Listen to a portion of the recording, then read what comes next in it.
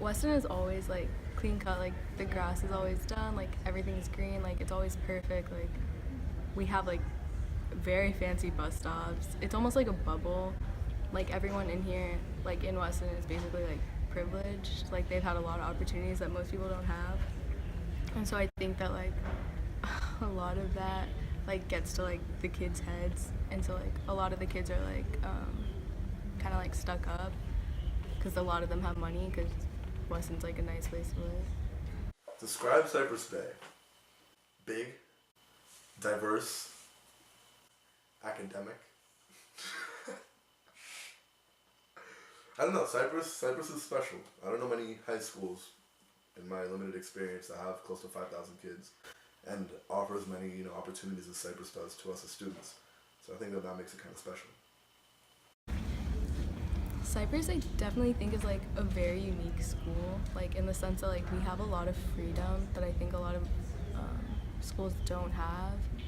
We can basically do whatever we want as long as it's not like crazy, and we have a large selection of like classes and like APs and like the ACE program. Like a lot of schools don't have that, so like we're very lucky. I think that it's a little overpopulated.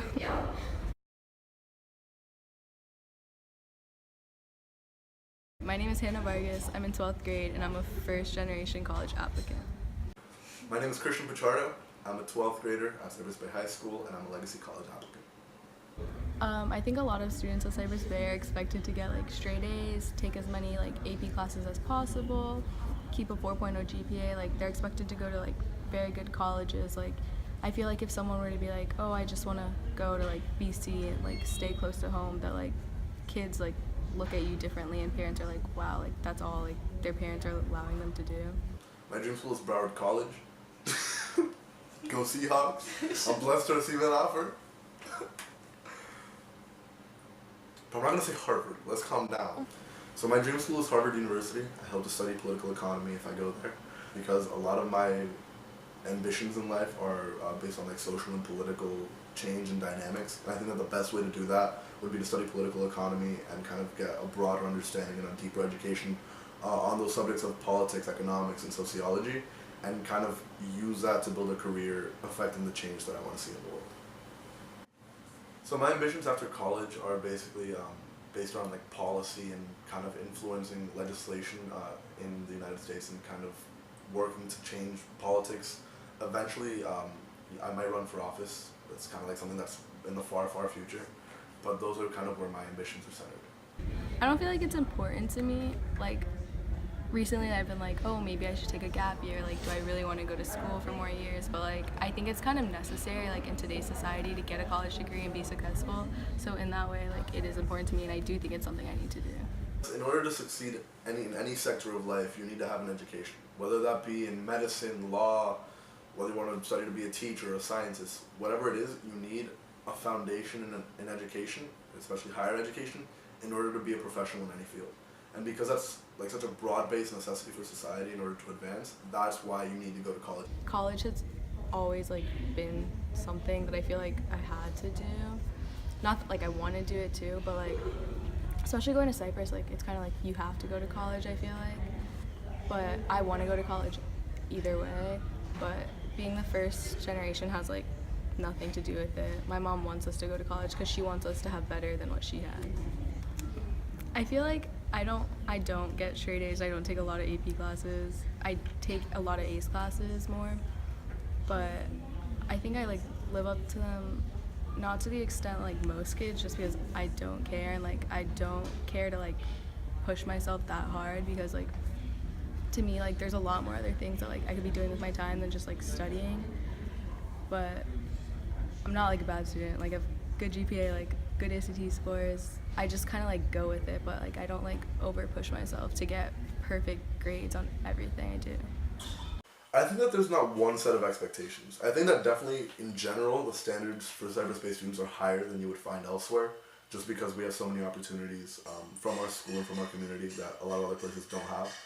But I think, in general, every set of students or every different group has their own sort of set of expectations. I know there's one overarching set, even if in general they are higher than you would hold other people to, not everyone has the same goals.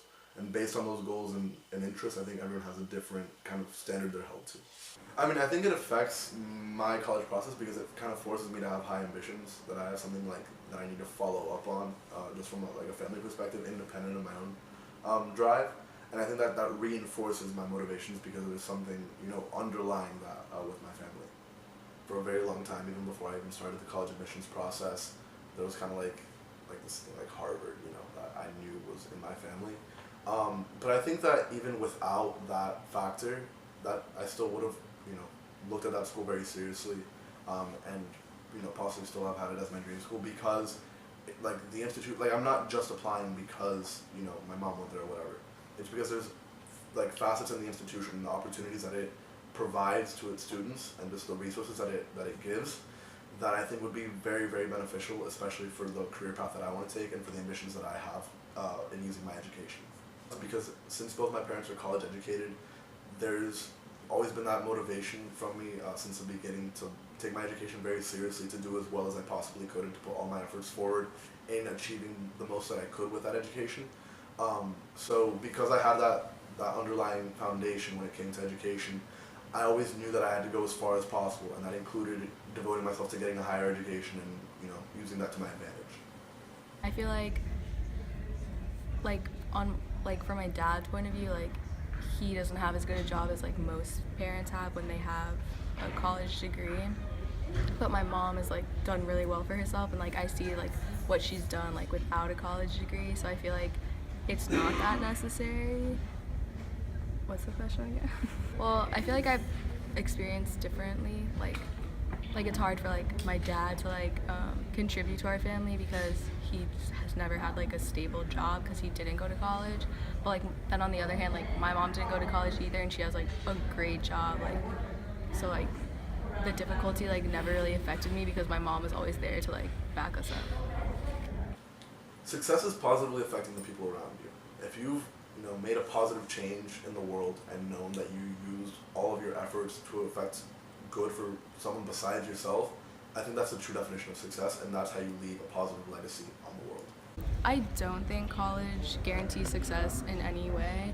I think there's so many people who have either dropped out of college or who just haven't gone to college at all and have been very successful. But I also feel it can help contribute to your success or open more opportunities that you wouldn't have been given if you didn't go to college. I think success is just being happy with your life and with everything that's you want, you have, and that's it. I don't think it's the amount of money you make or what type of job you have.